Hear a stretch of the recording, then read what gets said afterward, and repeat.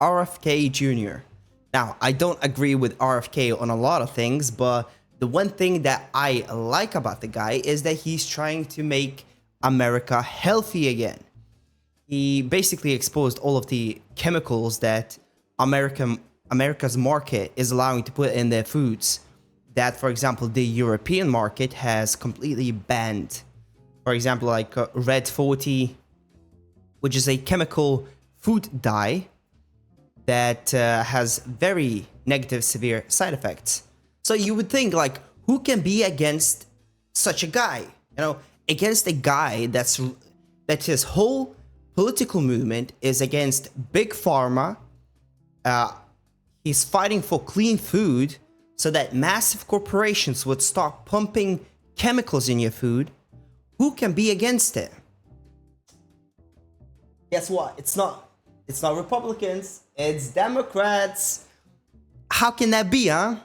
How can it be that the party that's supposed to be for the working class, the middle class party that takes care of the poor, the disaffected, now is taking the side of billion, actually maybe even trillion-dollar companies? For example, the pharmaceutical companies. There's a reason. They get paid quite a lot of money. And you can definitely tell through RFK's Senate's confirmation hearing how the Democratic side of the political aisle is so aggressive and spiteful towards him. Especially a particular senator, Elizabeth Warren. And there's a very colorful history why she's acting in such a manner towards RFK.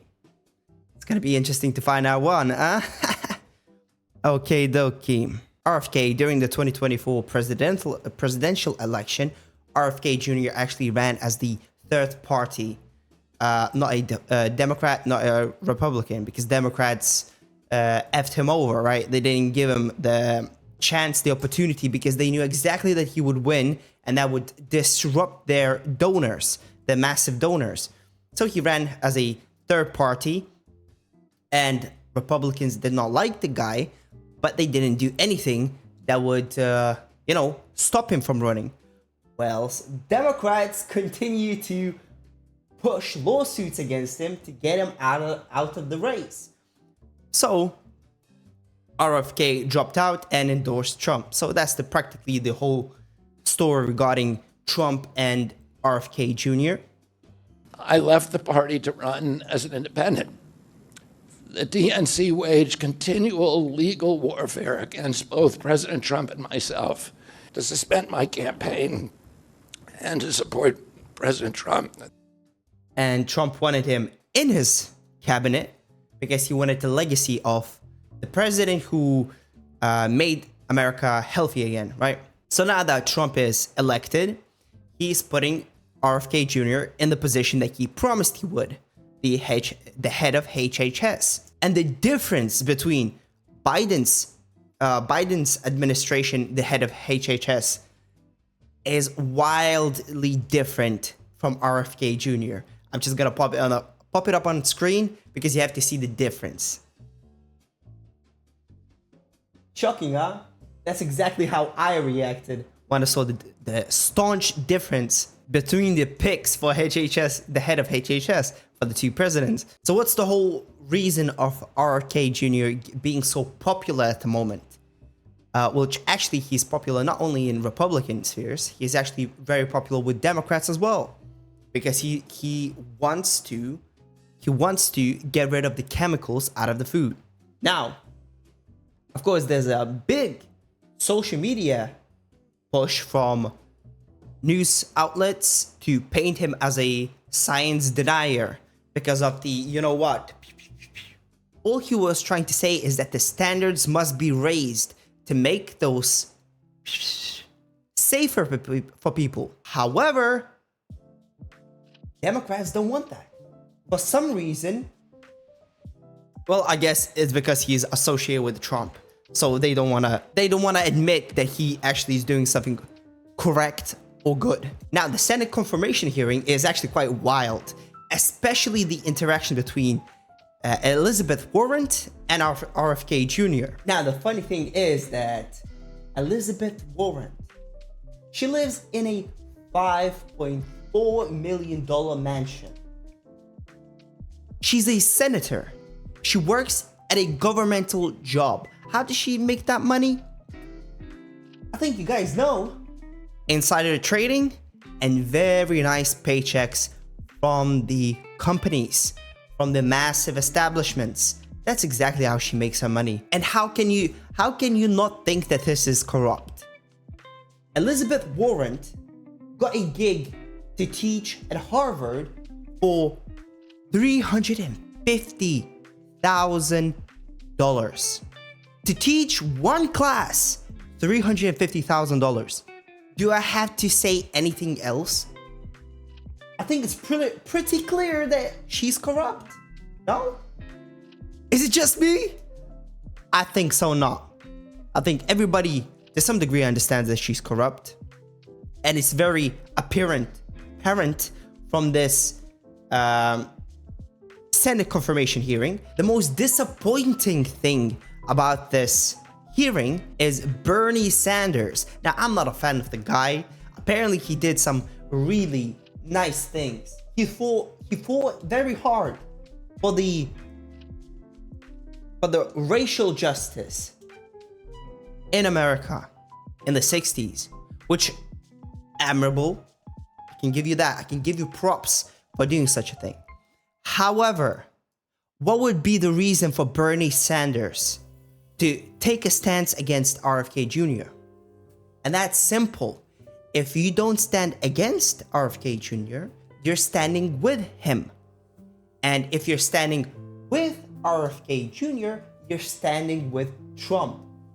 So even though the message is correct, even though what he is doing is actually good, is actually gonna help people, is gonna make people more healthier,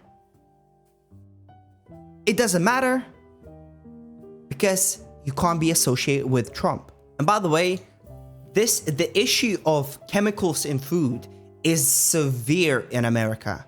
For example, they still have such a thing called bleached flour. We can take some snippets from this article to see how actually bad it is. For example, the bleaching process involves treating the flour with chemicals like chlorine gas and benzylene peroxide, which you may recognize from TV commercials for some over-the-counter acne medicine. One study found trace amounts of alloxine in 24% of chlorine-bleached flour sample tests. Alloxin, I think I'm pronouncing it correctly, I might be wrong, used in laboratory settings to induce diabetes in animal models for research. Is this what you're fighting to keep in your food? I think so not. I think they just fighting because they don't like Trump. How can you actually be against that? To get those sorts of chemicals, why do you need to bleach your flour?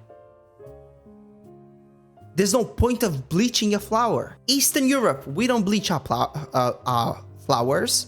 We make our own flours. And trust me, there's no negative side effects from not bleaching your flours. You do not need those chemicals in your food. Those chemicals are only for aesthetic reasons. Why would you sacrifice your health so that your food will look better? Red 40.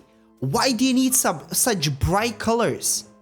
Well, the companies use it for marketing purposes, but why would you try to preserve those sorts of standards? They should have been eliminated a long time ago. Let's take a look at one more. Brominated vegetable oil, BOV, acts as emulsifier in certain colorful sports drinks and citrus-flavored sodas, such as Sun Drop. Chemical companies originally patented BVO as a flame retardant. Brominated vegetable oil that's used in sodas was first patented as a flame retardant, and they still use it. Now, just to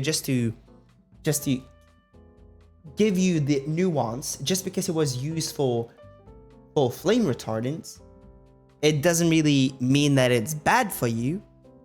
However, let's see the negative side effects of this chemical. So a flame retardant would be some sort of a chemical that you apply to a surface to reduce the spread or stop flames.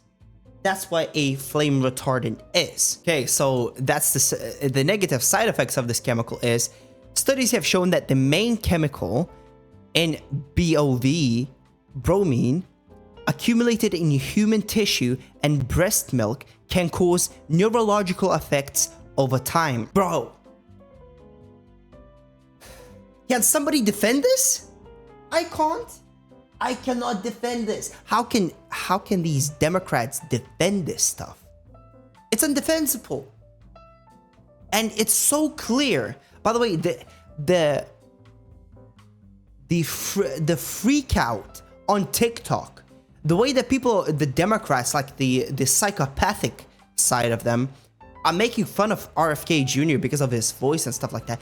Why would you be standing against a guy that's against these chemicals in your food? Just to let you know, guys, you might think it's so irrational to have such a political stance, but once you get into it, you completely understand it. Because, for example, we have the one political side, people who tend to be on the left. People who tend to be on the left, they seem not to care about their health. I can give you examples.